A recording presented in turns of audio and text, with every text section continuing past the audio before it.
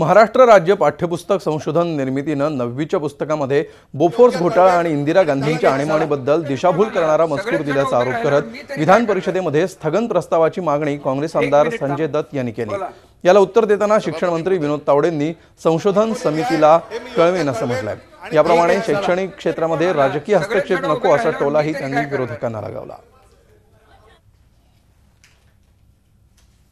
महाराष्ट्र राज्य पाठ्यपुस्तक निर्मिती आणि अभ्यासक्रम संशोधन मंडळाने 9वीच्या इतिहासाच्या पुस्तकात माजी पंतप्रधान भारतरत्न राजीवजी गांधी यांच्यावर बोफोर्स घोटाळ्याचा ठपका ठेवून व त्याचबरोबर माजी पंतप्रधान भारतरत्न इंदिराजी गांधी यांच्यावर इमर्जन्सी बद्दल आक्षेपार्ह मजकूर जे आहे छापून विद्यार्थ्यांची भावी पिढीची दिशाभूल करण्याचा जो प्रकार आहे सभापती महोदय, मी हे आपल्या माहितीसाठी पाठवतो। कुठल्याही एजन्सी किंवा कुठल्याही कोर्टाने राजीवजी गांधींना बोफोर्स मध्ये दोषी ठरवलं नाही। उलट कोर्टाने स्पष्ट म्हणलंय की राजीव गांधी हे निर्दोष आहेत। आणि असं असताना सभापती महोदय, हे सरकार अशा पद्धतीने इतिहास बदलून ब्रेन वॉशिंग करण्याचा दिशाभूल करण्याचं काम सभापती करते।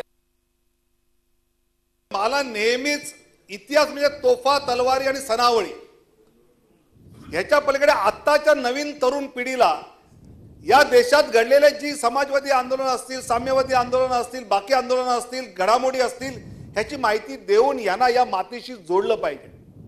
आणि आपला तरुण इतका सम्यक आहे की त्या घटनांचा नीट सारासार विचार करू शकतो।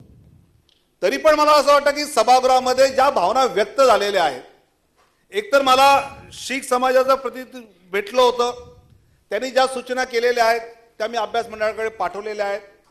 आता जे माननीय संजय दत्त यांच्या निमित्ताने 289 मध्ये ज्या गोष्टी त्यांनी मांडल्या त्यामध्ये प्रामुख्याने त्यांचा आक्षेप बोफोर्स शब्दावरचा जो आहे, तर तेही मी त्या समितीकडे कळवतो की त्या काळात भ्रष्टाचाराच्या आंदोलनाचा झाला इतका उल्लेख होणं पुरेसं आहे। राजीव गांधींनी भ्रष्टाचार केला असं कुठेही म्हटलेलं नाही।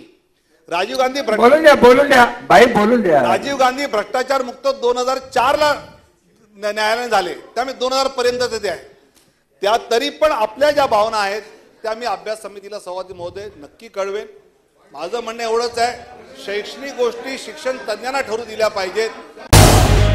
झी 24 तास रहा एक पाऊल पुढे।